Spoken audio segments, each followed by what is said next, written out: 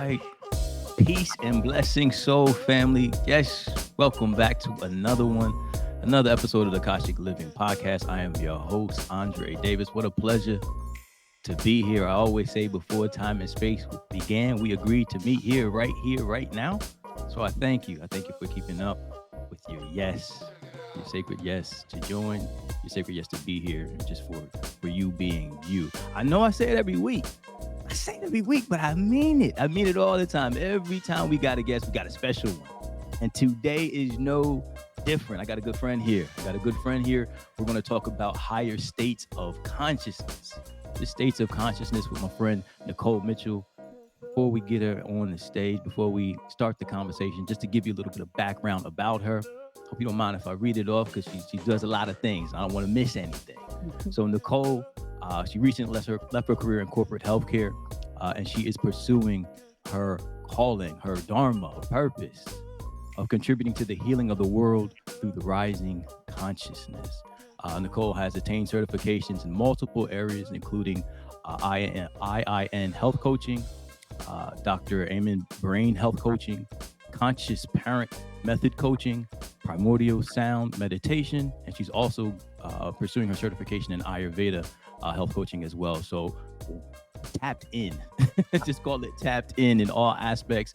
She has a special interest in helping individuals find harmony and balance in their lives, of course, through presence and developing a healthier and more conscious connection with themselves and their surrounding environment. She has a profound experienced profound transformation through the process of performing inner work and healing.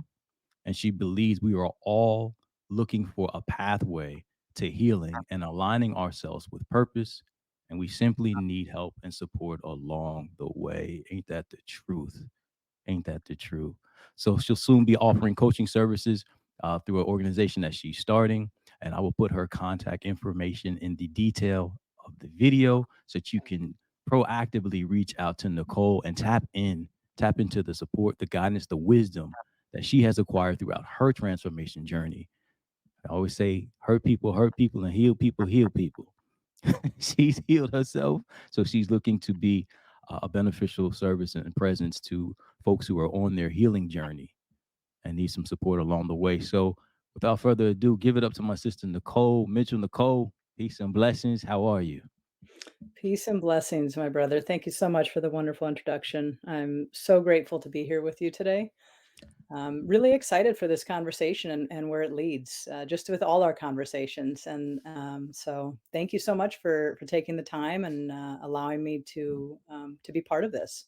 Absolutely, absolutely. Pleasure is all mine. It's amazing, So Nicole and I met through meditation teacher training, and you connect with folks. And Nicole always had, and I remember in the session, she always had deep questions about consciousness, right? Deep, because you could tell clearly she does a lot of studying, and not just studying, but the integration, the embodiment of what it means to receive information and then process that information and integrate it in her life. And so when you have a conversation where it's not just she's talking about higher states of consciousness, she has experience with it. So what better opportunity to sit here together and just roll our sleeves up and dive in and talk about our experiences with it. Because in many respects, higher state of consciousness is kind of like I don't know, a little bit of esoteric woo-woo for some folks, right? There's no firm way to kind of frame it up, right? You could talk about it, but if you really want to talk about it, you talk about it from a sense of experience, what you've experienced and how that's impacted and benefited your life.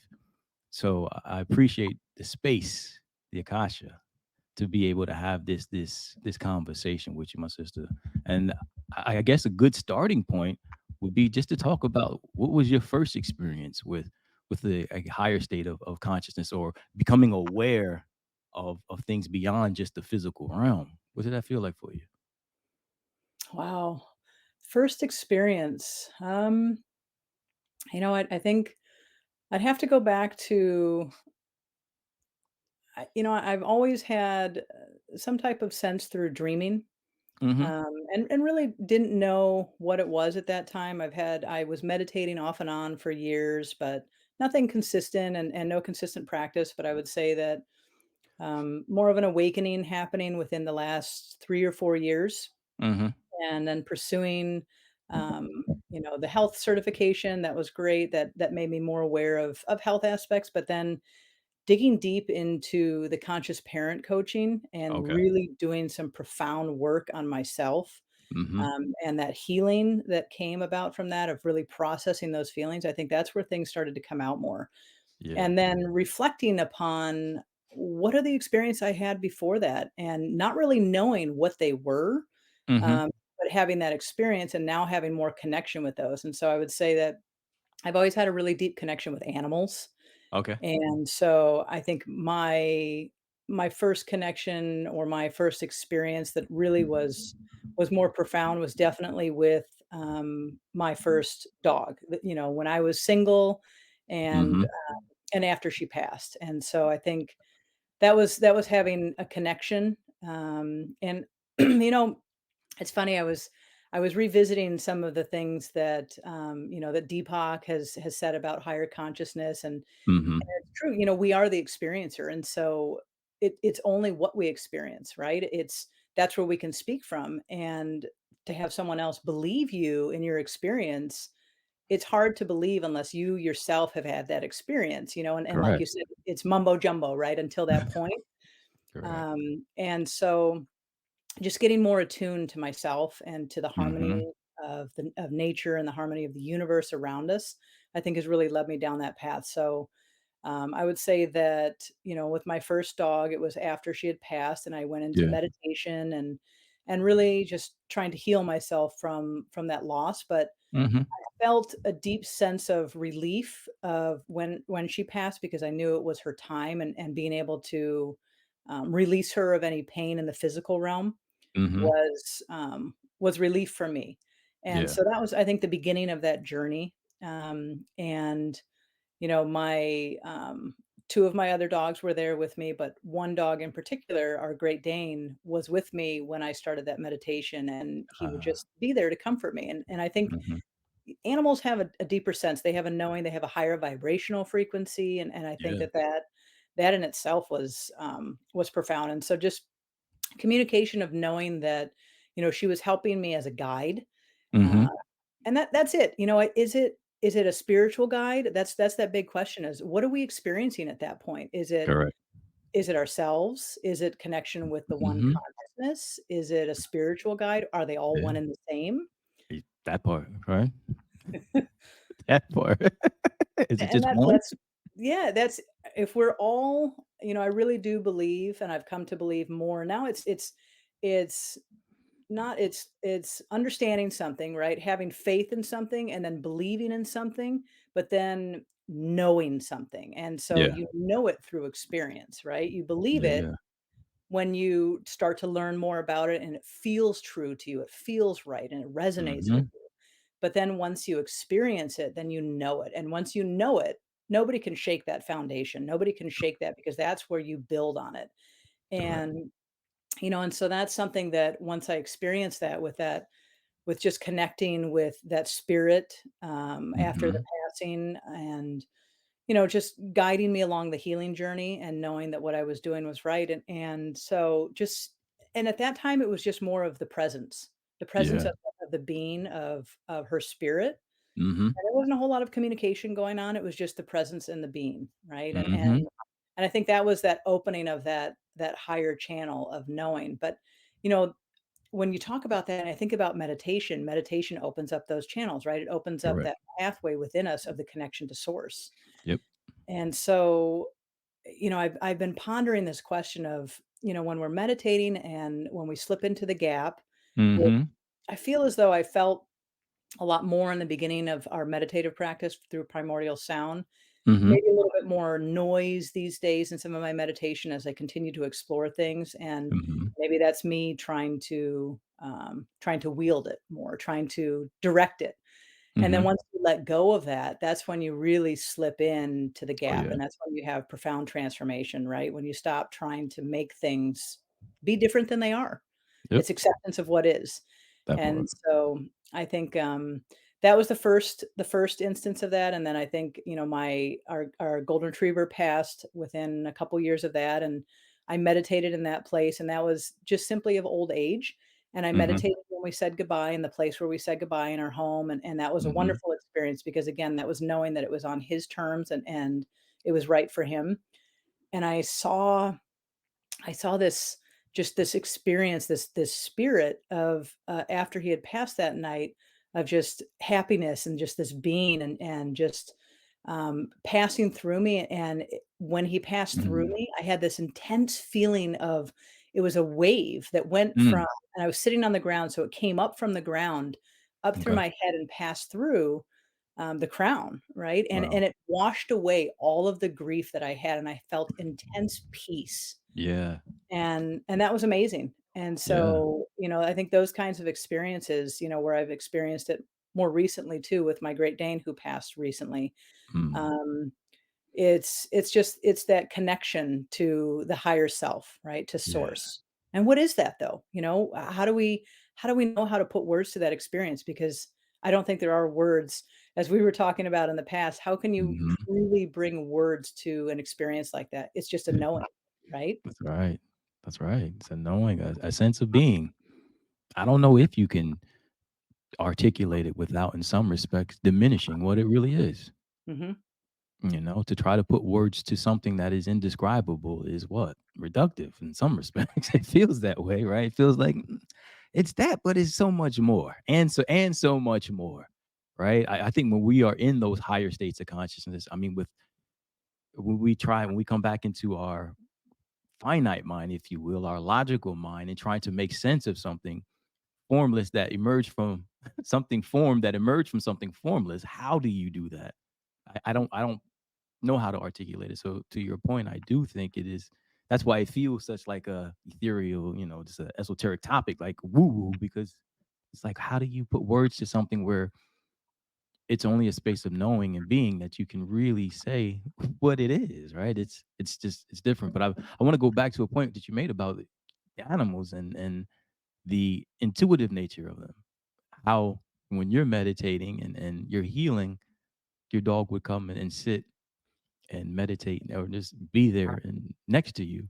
How intuitive beings they are and how unconditional they love. I remember there was a time I was in an ayahuasca ceremony. Loca was full of people. And there was one person, one gentleman in there, and he shared his story. And he was going through some very traumatic moments in his life. And his heart was broken. And literally, so at the place, they had a little black dog that used to walk around. And dog never barked. I never heard the dog bark, never grab, nothing. Was just so peaceful. And the dog was always there. And so in the middle of the ceremony, he's sharing, how his heart's broken and the things that he's experiencing and how he's in the process of healing it through the ayahuasca ceremony. And all of a sudden, the little black dog comes walking in and lays on the bed next to him. Out of all the people, there was like over 80 people in the room. Found the one person that needed it the most and laid next to him and comforted him along the way. It was amazing, amazing to see that. I mean, exactly what he needed in that time the dog was able to provide. And so I feel animals are just amazing examples of of love, Mhm. of love, unconditional love. It's a They beautiful are. thing. Something my aunt said a long time ago to me, she is all through my family, dog lovers, right? Mhm. But she said, "There's a reason dog is God spelled backwards," Come on now. right? Come on now. Yeah. It's just they are born just I believe just perfect because they know how to be present. They know how to enjoy every moment and without the thought of what might come next Correct. or it's just in the present moment and that it's that unconditional love, it's that unwavering loyalty. And it's something that, I think if we look at each of our animals, of Mhm. past and even present, there are lessons there that each of them have come to teach us. And so, when we look at our soul's plan, right? Mhm. What did we plan for when before we incarnated in this form? Yeah. Uh, and how are we fulfilling that? How are we going about our dharma? Yeah. How are we living our life? How is our karma coming into that? Mhm. And how are those actions influencing it? And then what kind of lessons are we taking from our animals, from our spirit guides? Because it does feel that they're guides, right? If we Absolutely. choose to open ourselves up, open our hearts to what they have to Mm-hmm. offer to us, and raise our frequency and see that there's more than just, the things that we have in our lives. Mm-hmm. It's first space, Yeah, and space is how we can have anything. that's And right. everything is born from space. Everything is born from nothing. And nothing that is real can be unreal, and nothing that is unreal can ever be real. Mm-hmm. And that in itself is just to imagine that. And so what is real? What is the soul is real, right? This form is Mm-hmm. real in a sense because it's an incarnation of the unique, our uniqueness, an expression of the one. Mm-hmm. And so how do we bring in the higher states of consciousness within that? How do our spirit guides lead us along that path to discover that? And how does meditation really bring us into that realm, That's right. free us? That concept of freedom that we've spoken about. That Mm-hmm. So how does it free our souls? That's it. What's interesting is when we talk about higher states and even with meditation, one of the experiences I had was in meditation realizing that I'm not my body. Right. I remember did a daddy and daughter trip. I took my daughter. For me, Rome is a place where I just become alive, right? I feel, it's like a walking museum, right? All this beauty around, and you see all these old buildings. I come alive, and I'm more, I guess, aligned spiritually while I'm there. Figure. So, my daughter walk around all day. I take her. We go back to the hotel. She sleep. And for me, at that time of my life, what I wanted to do, and I used to always ask my wife, I said, "Babe, do I look like a dad?" I don't even know why I used to say that. I was like, "Do I look like a dad?" I wanted people to know that I got kids and I love them and I'm proud to be a father, right? So I used to ask my wife, "Do I look like a dad?"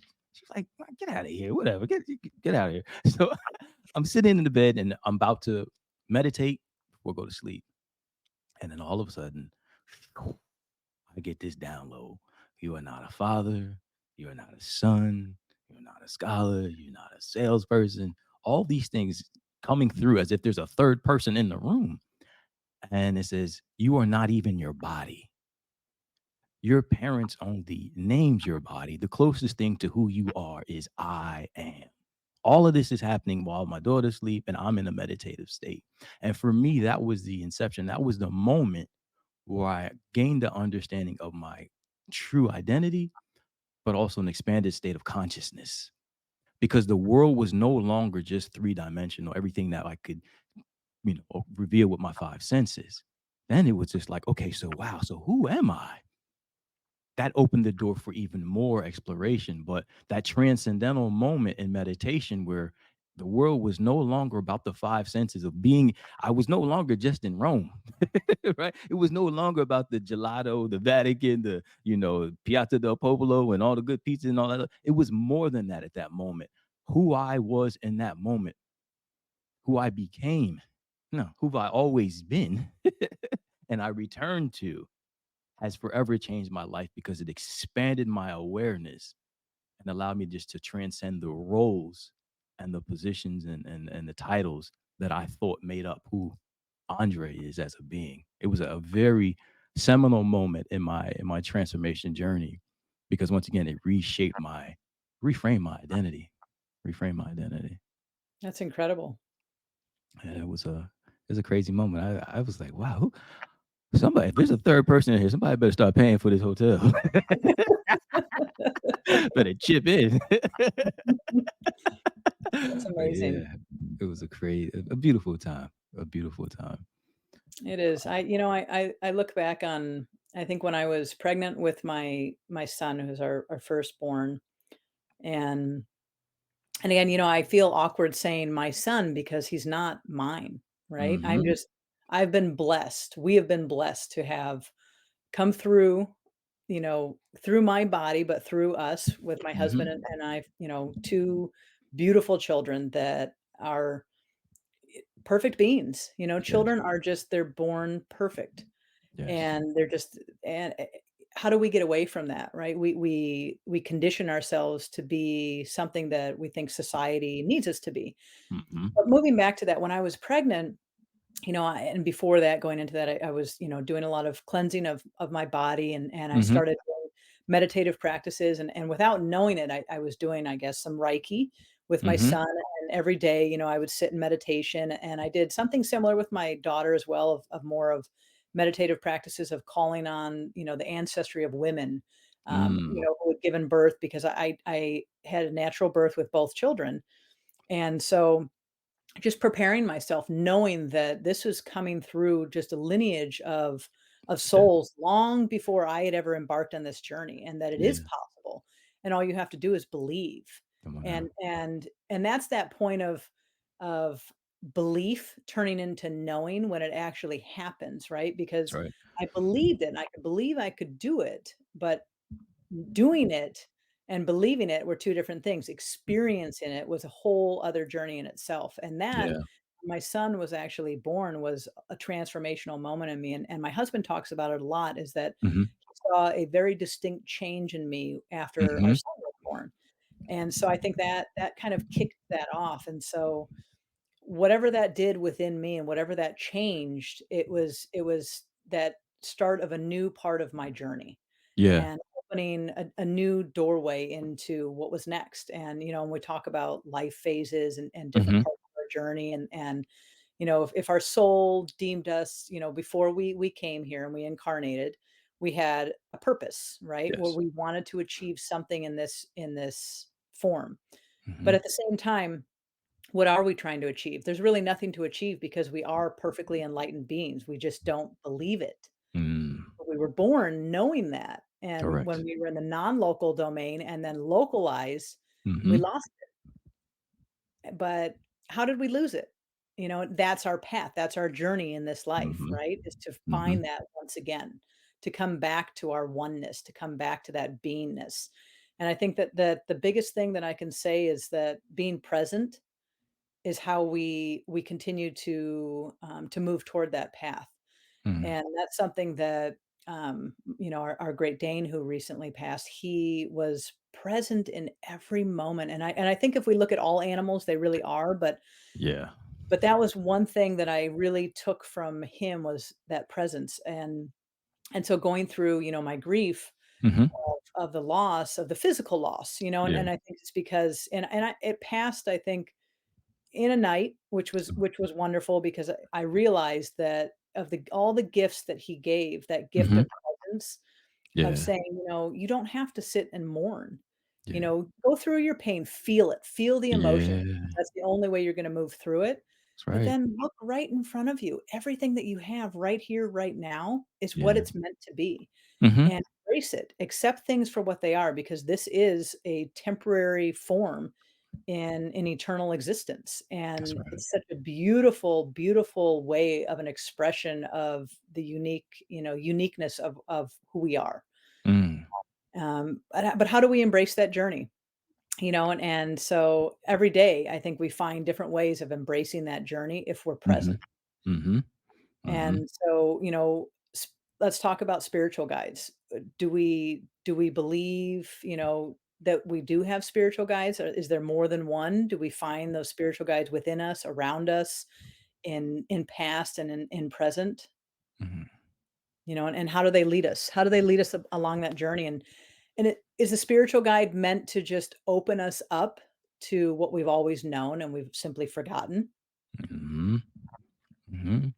Yeah, maybe serving different purposes, right? Yeah, to your point, the remembrance piece is critical. Is critical. I mean, that's remembering who we are and why we came here is a critical component. And having a guide there, whether it takes the form of a pet, whether it takes the form of a person that's in our life, or maybe a personal relationship, whatever the case may be, an experience to awaken us to our true identity. Our true identity. I had experience with my dog. I keep him back here. It's my man Reg. This is a little memorial to him, but very similar to your Great Dane, where he came into my life during a time where my heart was closed. I was angry. I was cut off. I didn't really want to feel. If anything, I wanted to feel. I just wanted to feel anger. Right. I wanted to work through that anger and get it out. And I'm opening my heart wasn't on the agenda until got a little 9-week old, 8-week old French bulldog, little Frenchie, and that was during the time. It was almost 13, 14 years ago, before people really knew what Frenchies were. So I carry him around. My wife used to put her in her little pocketbook. He was that big, about 8 pounds.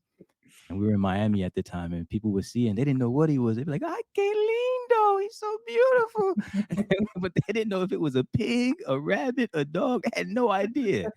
And so we would, take him out, and he had these little ears that would stick up like this. And he was so cute, but that was the first thing I ever had responsibility for outside of myself. And so it felt like, in some respects, it was kind of like prepping for a kid. Let's be honest here. I was, my wife was ready to get married at the time. I wasn't ready. I was like, let's get a dog. Mhm. Let's start with a dog. And so we started with Reg, but he taught me how to open my heart, really and truly to open my heart and to love and to feel. And so it was so important when he transitioned to, as you alluded to earlier, to feel it all, to feel it all. And with my kids being there, we took Reg to the vet, I guess, right after they got out of school, and we took pictures. We was all sad, and kids didn't quite wrap their mind around it because he's always been in their life. And so we took him to the vet, and they euthanized him, and we came back home, and I wanted to feel everything. And I didn't want to kind of shut myself off, kind of, in the masculine sense of being tough and hold it together for the family. Nah.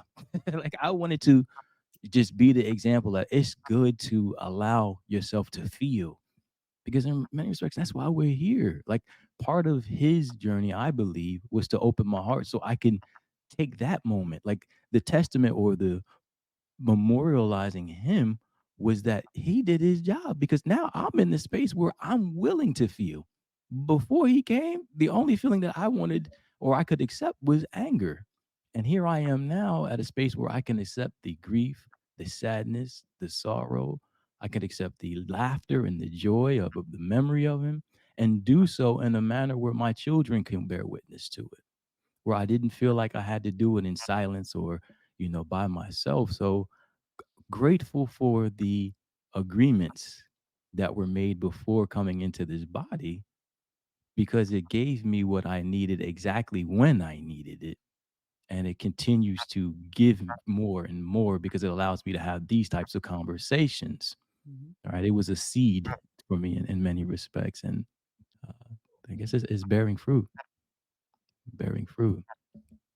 It is. It's, when Remington was his name, and Remington. I love Remington. That's such a classic name. I love it.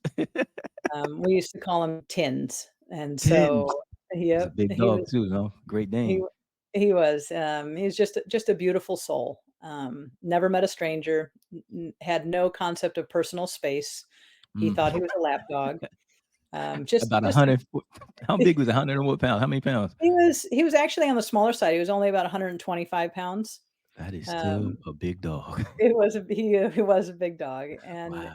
just a beautiful soul. And the night my husband and I were separated, when we had to say goodbye because Mhm. we were on vacation, and so I was with the kids, and he took him to an emergency center because we didn't know what was going on. And so, when I was explaining to the kids, and it was late at night, and getting them ready for bed, and Mhm. and I could see that they were asking me, well, he's not going to come back. And I said, his physical form, you're right, will not be coming back.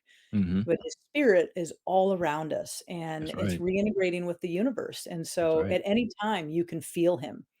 And Mhm. so those are the things that, when I saw my son get a little bit of sadness on his face, and I said, it's okay to feel sad. It Yeah. really is. I said, but Remington would have wanted us to be present Yeah. with everything that we have right in front of us, and I am Yeah. so incredibly grateful for, for my son, for my daughter, for my husband, for the life that we have here, and for Mhm. this experience. And so I think that a lot of gratitude was coming through me at that time, even though there was sadness behind some Mhm. of it, intense gratitude for being able to experience all of that. Like you say, feel it. And Mhm. so I think I process more of the feelings, with my husband, and move through those. And then with the kids, they would say, "Well, I'm sad." The next day, I'm sad that he's not here. I said, "Yeah, I am too. I am sad, and that's okay." I said, "It's okay to feel what you're feeling. That's It's right. okay to be sad, and but let's focus on what we have right in front of us." And so Mhm. hugging, and having affection and experiencing what we have, and going out on the beach, getting Yeah. connection with the elements and everything around us and letting nature continue to heal us and Yeah. letting our that connection with each other because I think that's what we're really here is connection. That's what Right. we need. We need connection, connection to source Hmm. helps us to understand that our connection with everything around us and everything that's real That's is right. what really brings us together. And that's that Hmm. unity and going out in nature. That's why nature is so healing. It's so amazing when we get disconnected and we get so wrapped up in just doing and we Yes. forget to just be. And That's when right. you go out in nature, like you were saying, when you were meditating in the forest and Hmm. lighting that fire and just enjoying the beingness, even though you weren't supposed to do that, you did that. You were in the present I moment, know. and that's what felt right. It was that connection with everything around you. That's right.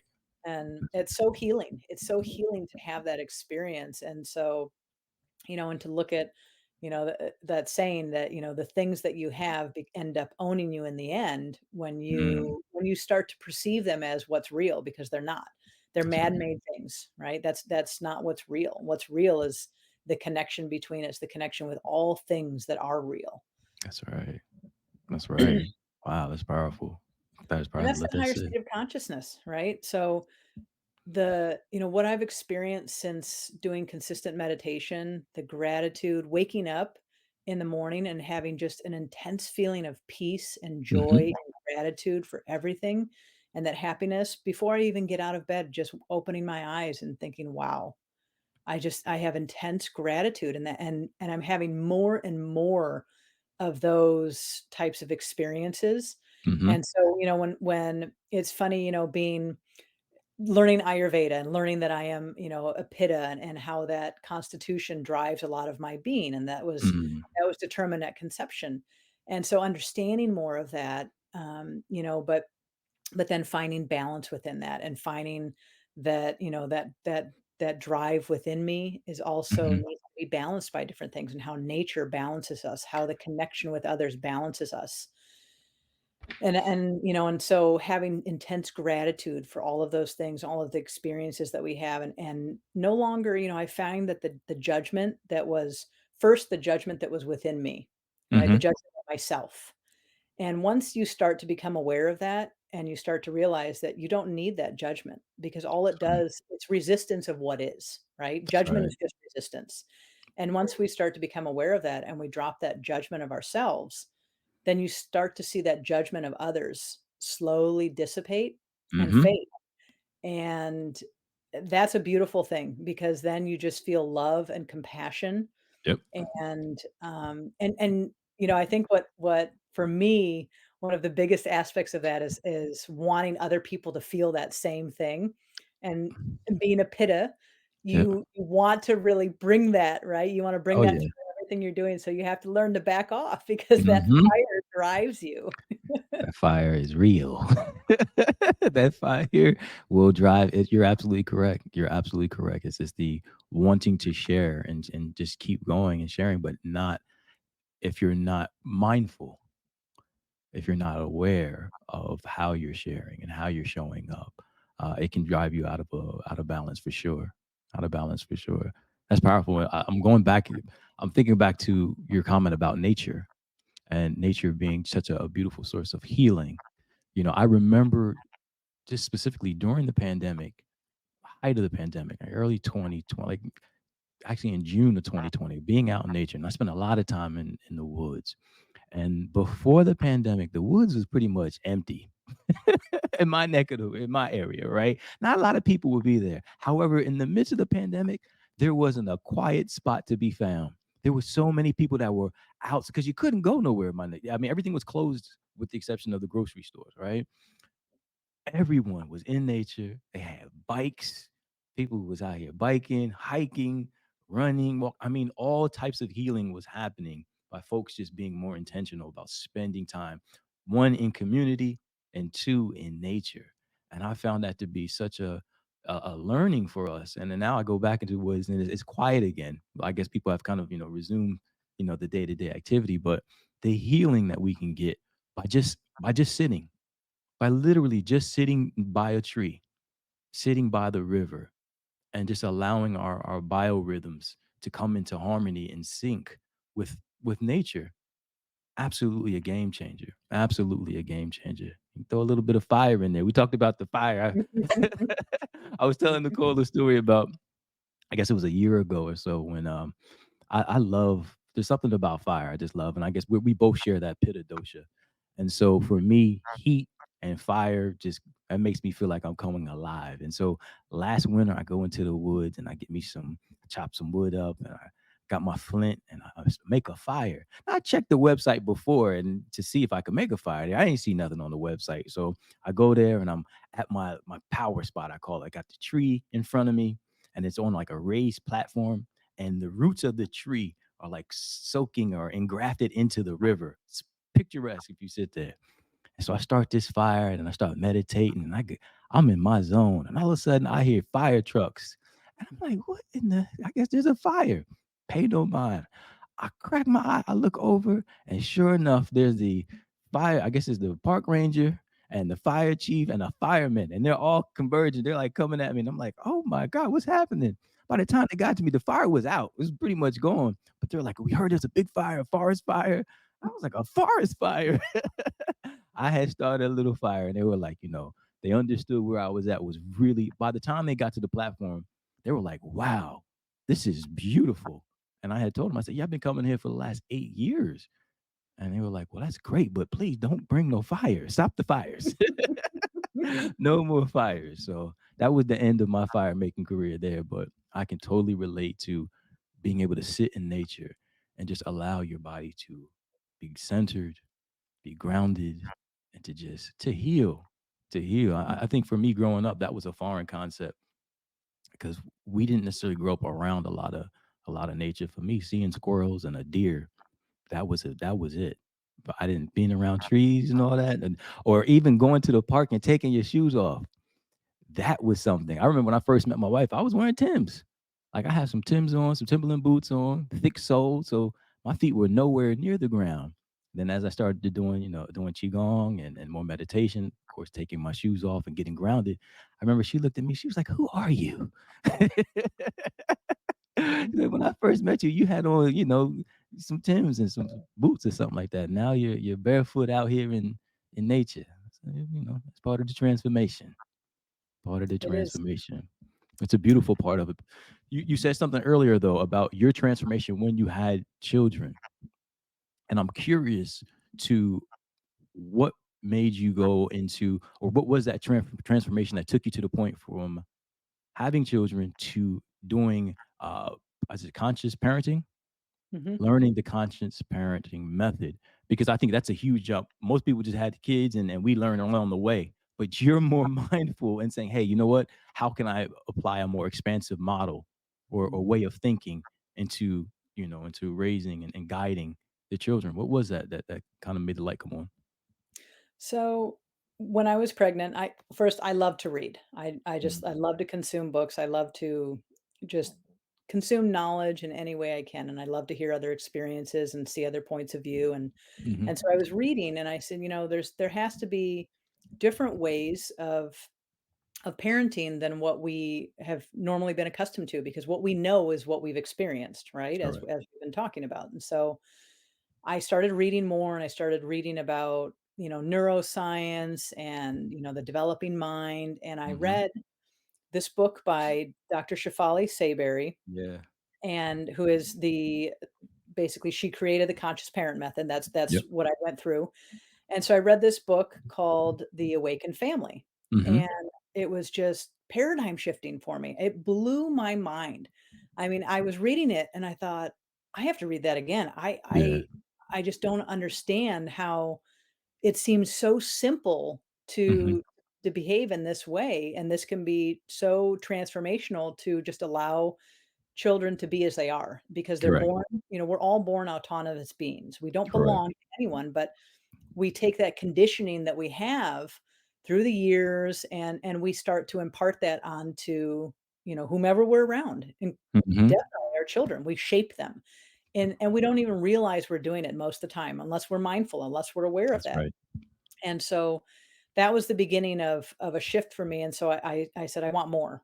And so I started Mhm. researching, other individuals, reading other books about different ways of parenting, mindful parenting, Mhm. parenting from the heart, and all of it resonated, and I thought, "Okay, well, I want more. How do I learn more?" And Mhm. so it wasn't until I think, and I've read all her books Mhm. and, and really it was just building on it. So I said, "Okay, I wonder if she has any courses." And so Uh-huh. I went online, found a course, and, I went to my husband and I said, "So I found this course." And he said, "Of course you did." And I said, "So, yeah, and this is what it's about, and, it's about this much money." And he said, Mhm. "Sounds right up your alley." And I said, "Well, you're supportive of it?" And he said, "Of course." He said, Oh, good. "Something that resonates with you and you feel it's right for you, I am, of course, supportive of it." He said, Right. "So do it and see what comes of it." And so, day and night, I was just Mhm. consuming it, listening to the videos, going through it and going into the practice, but I really had no idea at that time what was going to happen. I was just experiencing it and going through Mhm. the program and doing the inner work. Mm. And upon doing that inner work, I unleashed just this profound healing in myself, and I understood, went back in time and understood where some of these patterns had started within me. Correct. And it wasn't about, none of the course was about placing blame on other individuals. It was Mhm. understanding and having more compassion for why we become what we are today in this Correct. form and how to release ourselves of that Mhm.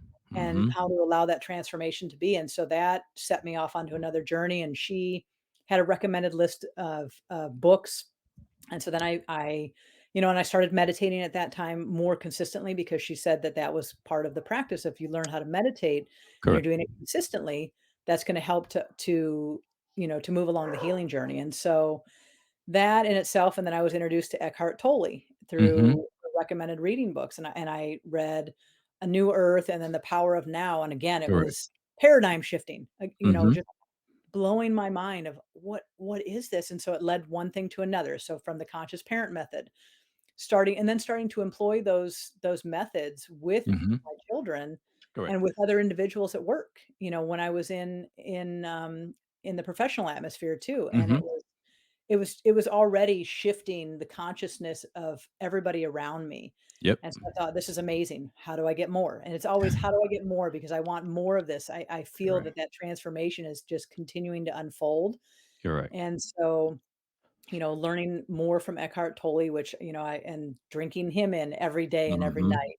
And my husband always says, if I want to know where you are in the house, I just have to follow the voice that's playing through your phone, whatever it is that you're listening to. And so, and then that led me to primordial sound meditation. I There we stumbled go. upon that. Yeah. And then I thought, wow, that feels right.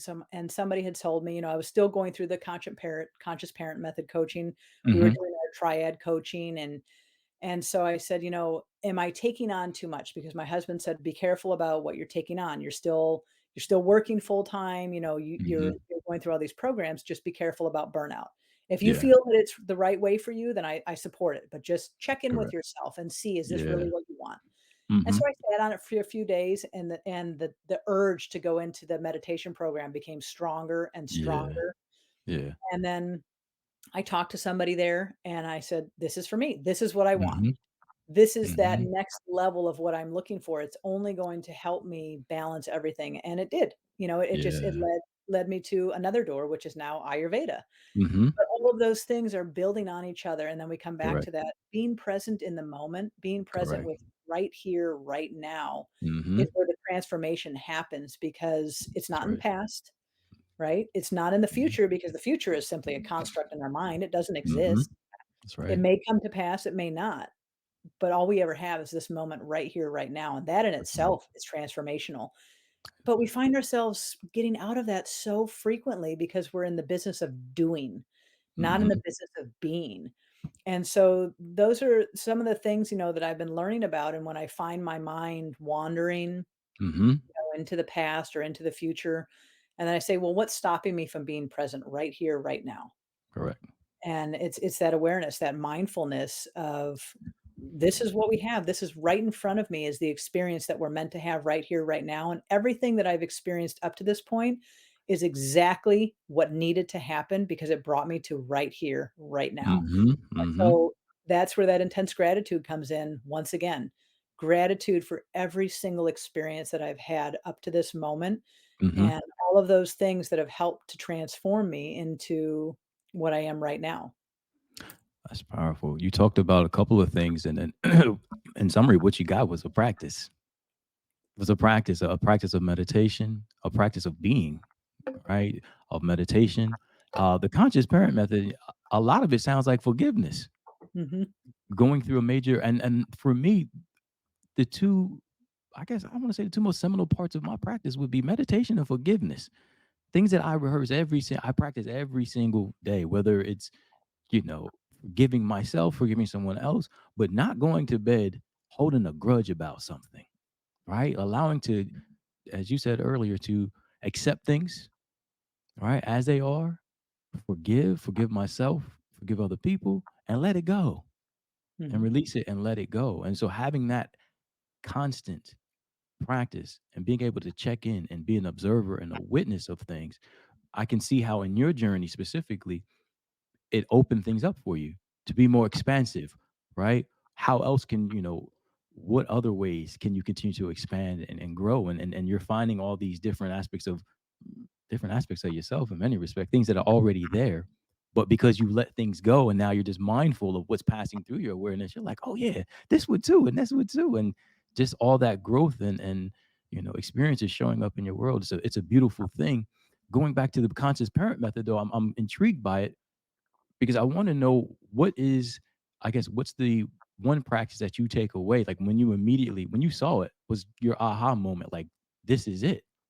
What was that point when you say, you know what, I can apply this? It's so intuitive. It felt intuitive when you heard it.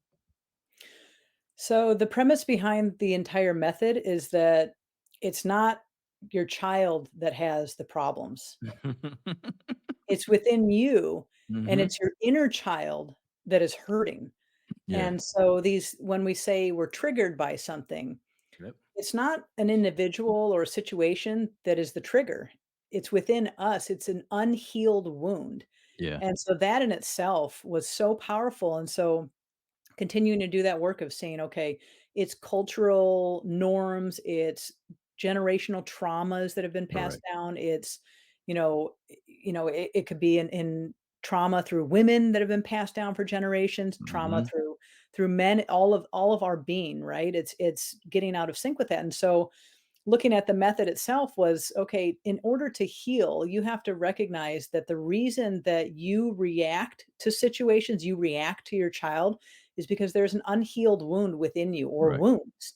And so That's it's right. getting in touch with your inner child, your inner Yep. self. And in order to do that, you have to feel what you have not wanted to feel because the ego comes up when we're children, right? The Hmm. ego forms because something tells us that we are not loved unconditionally like we Hmm. thought we were. Like when we're born, it is unconditional love, and we don't start learning the conditioned patterns of society and the generational trauma that comes through in all our interactions until we start Hmm. getting a little bit older. And so the ego then when you realize that, okay, your parent, you know, let's take for example, so something happens, my child does something and then I react to it. And in reacting to that, I tell my child that they're not loved unconditionally. There is Hmm. a condition to my love because unless they Correct. behave a certain way, they're not going to receive unconditional love from me. Yep. But in that instance right there, that's not unconditional, right? That's a That's right. conditional love.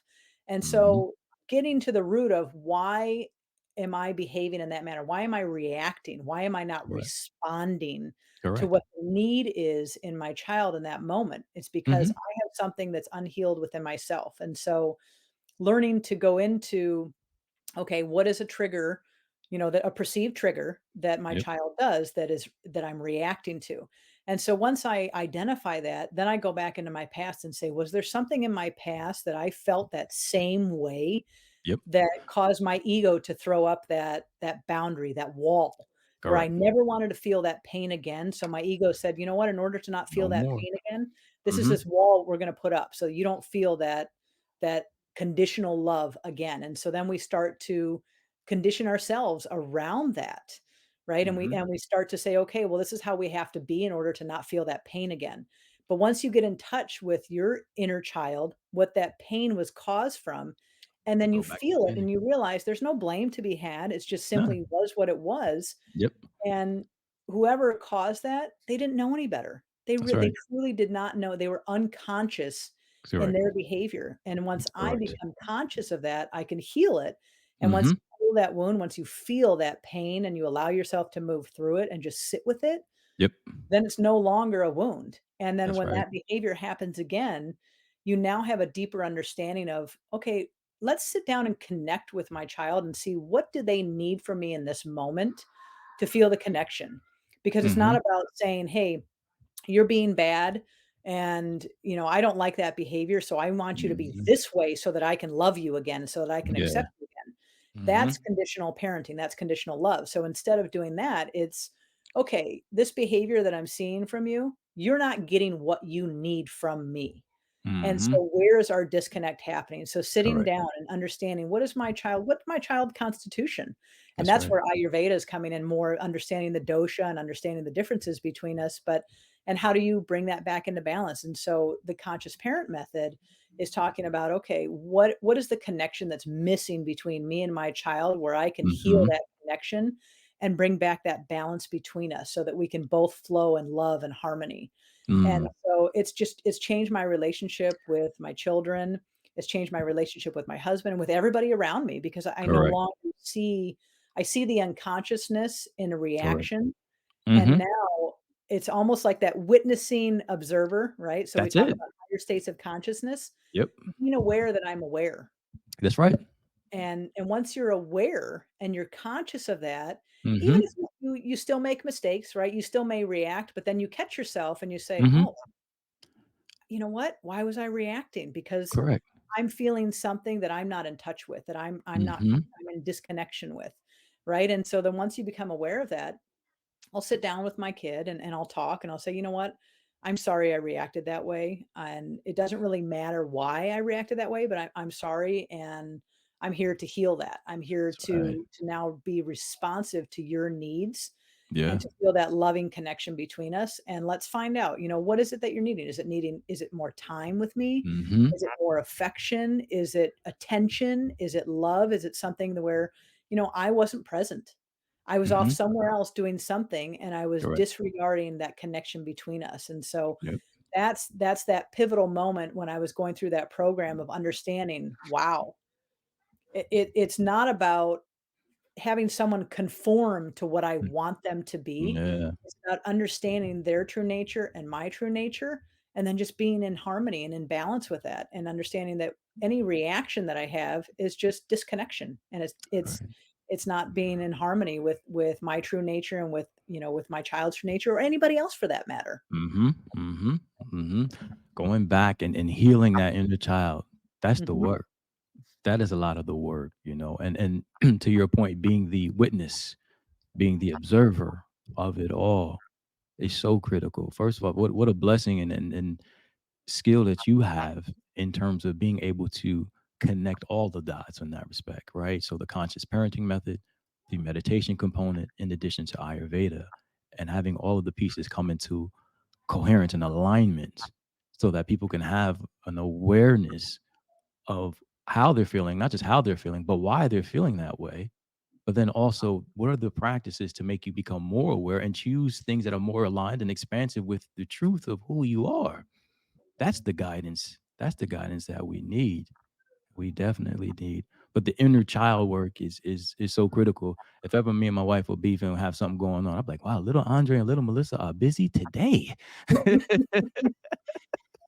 Right? Because at the end of the day, it's something that within you that is causing you to feel a certain type of way of reaction. And we're all mirrors of one another. We're all just one. And if you boil it down.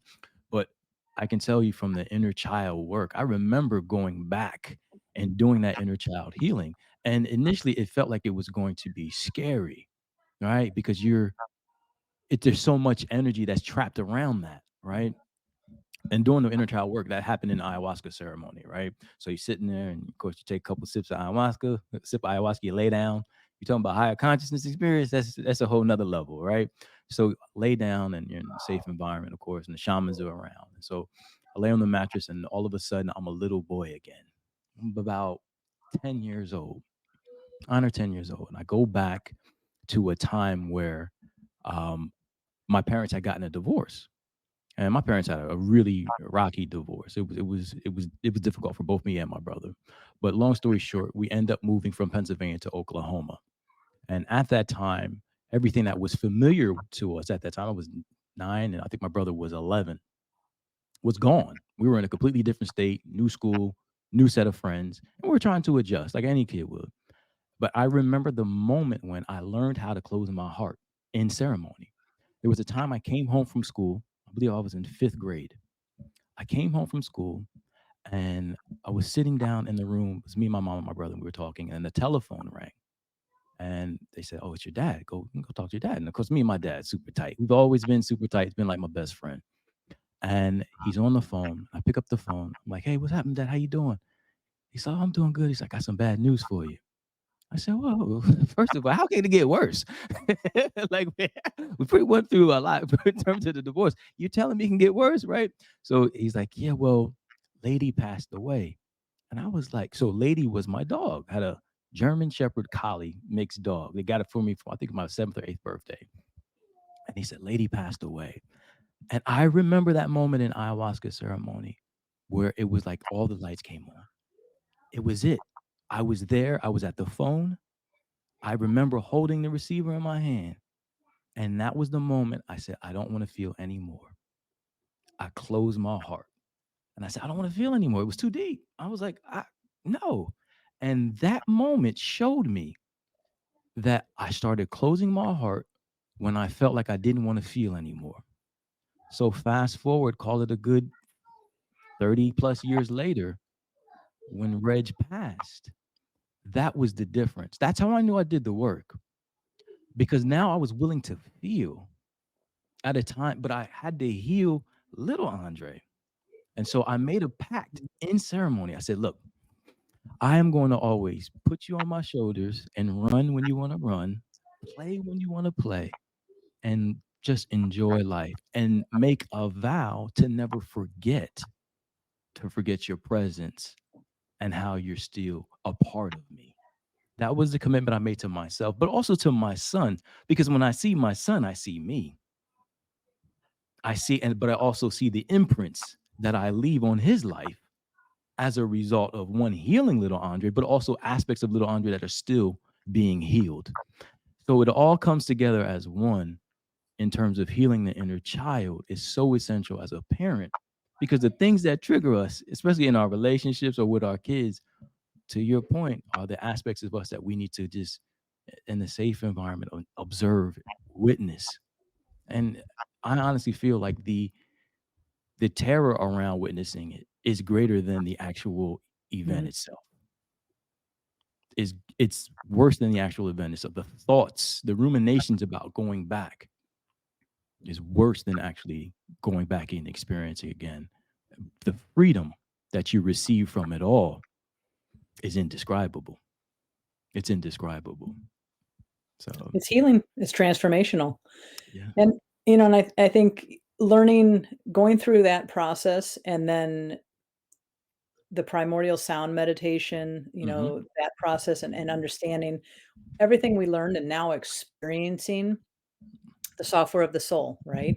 Yeah. Knowing that we have these, we're stuck in these patterns, these habitual patterns and things, and we're Hmm. not conscious. We're not conscious of those decisions. And so, consistent meditation practice has brought that awareness front and center, Yeah. that presence of always saying, okay, in this decision, because we're constantly making decisions, right? So in this decision that I'm making, what feels right to me? How am I going to is this the Hmm. same thing that I want to continue down this path? Is it serving me well to That's right. continue down this same path that I've been going down? Or is it Hmm. time that I could change? That's right. And change can be scary, right? Because it's uncertainty. And so embracing the uncertainty and the infinite Mm, possibilities behind that because we unlock the flow of energy when we start to embrace the uncertainty. that's it. That's and the beautiful part of all of that when we talk about the software of the soul, the different components of it. So you would have your karma or your actions, then you have your samskara, your memories, and then you also have your desires, your vasana. But in between each component is space, the Mhm, space to choose something new, to choose a new opportunity, a new possibility. And we talked about it in the inception and the start of the conversation is the requirement to have space for transformation, space to return to a state of being as opposed to a state of doing, space to create, space to begin again new. Everything emerges from space, from pure consciousness, from pure awareness.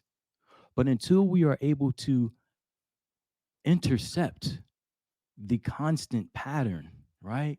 You have to and create a space. And that's where meditation comes in.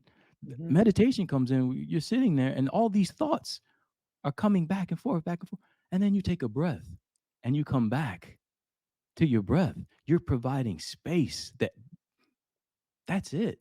We're teaching ourselves to remember who we Mhm. are, which is pure awareness, pure space for more expansion and more growth. And that's why I'm so grateful for, having met you in that, dare I say, space.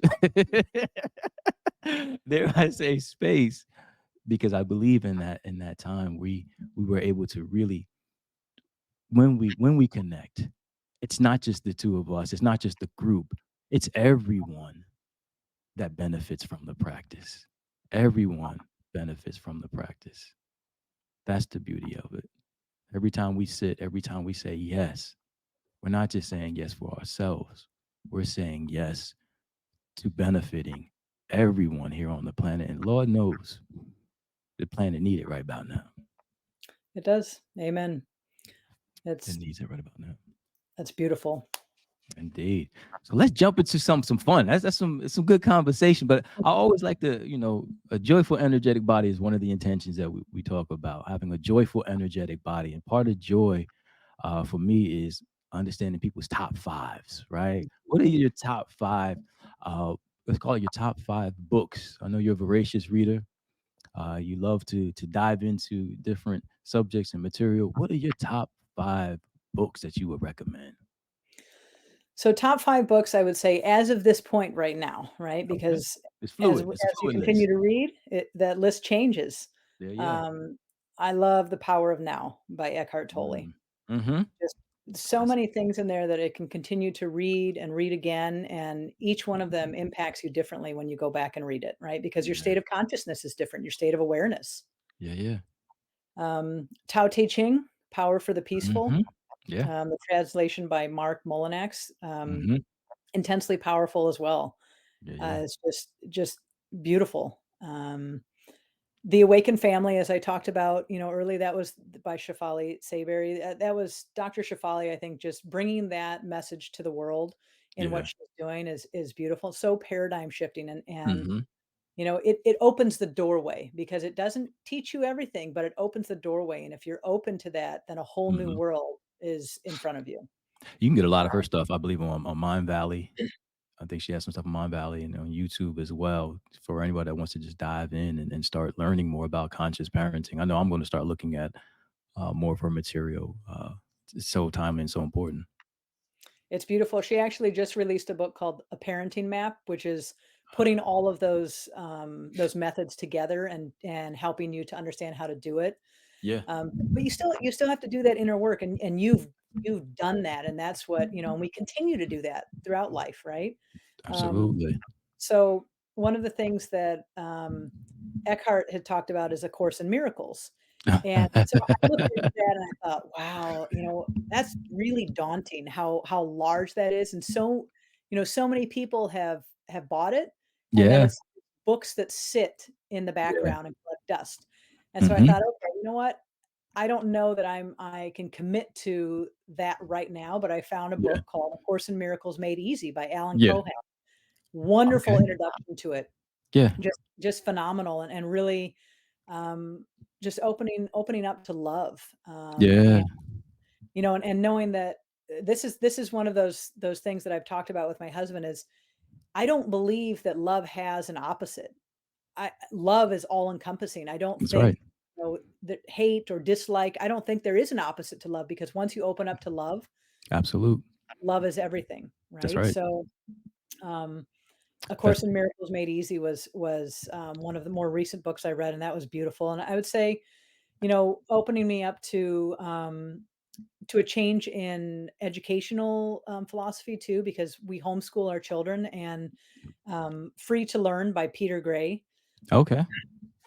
I know that really opened me up to self-directed education and Yes. thinking about how I learn, and I think Mm. how a lot of us learn, and how our schooling for me in in the early days, I think stripped my desire to learn because I really Mhm. believe that the curriculum that we have today is more about conformity Yeah. and obedience, and so in that it almost it squashes that innate desire in us that we were born with to learn and be curious. And so I love the concept of self-directed learning, and when you look more deep into that and you look at the community, everybody says, well, are you experimenting on your child? Yeah, you are. Yeah. The school is too. You are, but you know what? That's what life is. Life is a big Right. experiment, and so does it feel Yeah. right? Does your child gravitate toward that? If they do, great. Yeah. But if they don't, then don't force it. Let it Correct. flow. Let that free flowing energy go through. And so I think those would be, top 5. I recently read Total Meditation by Deepak Chopra, and Okay. that was in itself was just beautiful, and I love everything that comes out of him is just so amazing. Amazing. Just the gifts of wanting to raise that vibrational frequency of the world through That's right. meditation. I can see how that will heal everything, That's right. because it brings us to a path of love and acceptance of Mhm. ourselves and everyone else, and we start to see that unity in Yeah. everything. And then, of course, I know I'm way past the top 5 now, Now but I these love these are Daniel outside, let's call Siegel. them outside looking in. Outside the It's top great. 5 looking in. Daniel Siegel, a neuroscientist, Mhm. and he's written a lot of books on, the developing mind and Yes. children. So the whole brainchild of Okay. thinking of things in a different manner. And so I started reading him before I found Dr. Shafali. And Okay. so that's what led me to try and learn more of parenting in a different way, of opening up to seeing how the brain works, because, Mhm. you know, the brain and the mind, right? Yeah. Consciousness, what created what? The Correct. consciousness created the brain, right? But how does the Mhm. brain work? The brain is just a It's organ. mysterious, an Mhm. amazing thing, but it's Correct. driven by consciousness, That's right? right. So we've only unlocked just a small portion of that, and that's where meditation comes in, because you have unlocking of higher states of consciousness. So Absolutely. I think those are Absolutely. some of my favorites. It's a powerful list, a powerful list. We got Dr. Shafali, we got Eckhart Tolle, The Power of Now. What else we get? We got A Course in Miracles. Which one now? That's not the full course. It's an abbreviated one. Yeah, A Course in It's good. Miracles Made Easy by Alan Made Cohen. Easy. I love it. Made Easy. And then Total Meditation By Deepak. by Deepak. We got Daniel Siegel talking about neuroscience. Is that Yep, neurobiology and development, and then, of course, Free to Learn by Peter Gray, free to talking about learn? self-directed education, just kind of bringing you into a different, just a different way of being, with Mm-hmm. education and how we pursue that, and how we learn, right? Mm-hmm. If there's we don't I don't believe that we learn without purpose. We don't really retain without purpose behind what we're learning. And so Mm-hmm. when you have purpose behind what you want to learn, that's going to drive you toward Yeah. whatever you want, right? Whether Yeah. it's dipping your toes into it or whether it's going full bore into it. And Yeah. without that purpose, there's really nothing behind learning. And so Mm-hmm. that's where I really feel that learning becomes powerful, is with purpose. Yeah. The why. The reason why you're doing it. Yeah. Purpose and intention. Now, that's beautiful. Full circle moment here with A Course in Miracles. So Lesson today is lesson 282 for A Course in Miracles. I started co-facilitating that over a year and a half ago, and we're lesson 282, and it's been an amazing journey. So anybody interested, you can jump in at any time. But I'll leave the link, leave information in the description. So got a really awesome community of folks that get together on Friday afternoons and just chop it up. But in the beginning, I'll echo your sentiments. I thought it would be very daunting, but they organize the course where it's very, it's manageable, small lessons in the beginning, and as you go through, actually, but just really reshaping your consciousness. Really, just kind of. I remember one of the earlier lessons is like, look around the room. Now, tell yourself, I give meaning to everything that I see. Wow. I give meaning to everything that I see. That that in and of itself shifted me, that we give meaning to everything that we see. That was powerful. So that's awesome. That's an awesome top five. And I would be remiss if we don't keep the party going a little bit longer with top five for music. Let's go. What's your top five? Who are your top five artists? Like, who, if you could only listen to five artists Mm. for a defined period of time, let's call it a couple years, who are you going with? Who's your go-to, Nicole? Who you got? I grew up listening to a lot of classic rock, coming Okay. from my dad, and then of course growing up in Michigan, I was in, when hip hop was rap, so Come on the now. rap Oh, era, right? let's Um, go. and then moving into other things, I felt a very big pull toward electronic music, and Okay. I don't even know what it's called today, but back then, EDM. in the beginning of the rave scene of Hmm. enjoying just that beat of it flowing through you, and um, so I would say Daft Punk is one of my Yeah. favorite all time Okay. bands. I love Daft Punk. I love Above and Beyond, Daft um, Punk, Above and Beyond. and one of the compilations, have you ever listened to Buddha Bar? No. So Buddha Bar brings many artists together, as does Above and Beyond, right? They still produce their own music, but bringing a lot of artists together. And Buddha Bar, Okay. as going through Ayurveda, looking at dosha soothing music, Yeah. Buddha Bar is one of those dosha soothing. That's dosha soothing to me. I just love the music, and it's from all over. It's just bringing that worldly view of music into beautiful sounds that just sound just harmonious to the ear. That's dope. I gotta check it out. Buddha Bar. Yes. Thank you for putting me on. I'm on it. Um, Phil Collins. I love Phil Phil Collins. Collins. Let's go. Yeah, you got some I saw him live, and he was smooth. just an amazing performer.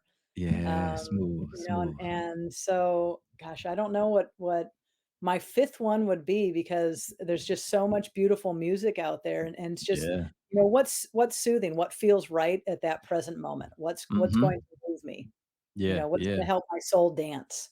Let me ask. So when you're doing something, so for me, big times to put on music is if I'm cooking, if I'm going for a drive, um, what else? Those or if I'm getting dressed, right? Mhm.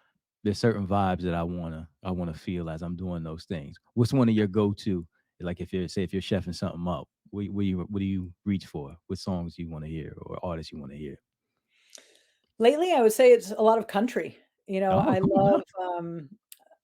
I really like, Luke Combs, I like Yeah, Kane Brown, Luke Combs. um, I like, Larry Fleet. I've been getting into his stuff lately, so Mhm. I think, people who talk about, what I love about country, and this is something my husband loves too, is it's storytelling. It's telling about experiences, Yeah, and that in itself is beautiful because, you can relate to it, yeah. and I love it, and so we have a lot of country on, but, a lot of, classic rock, Mhm.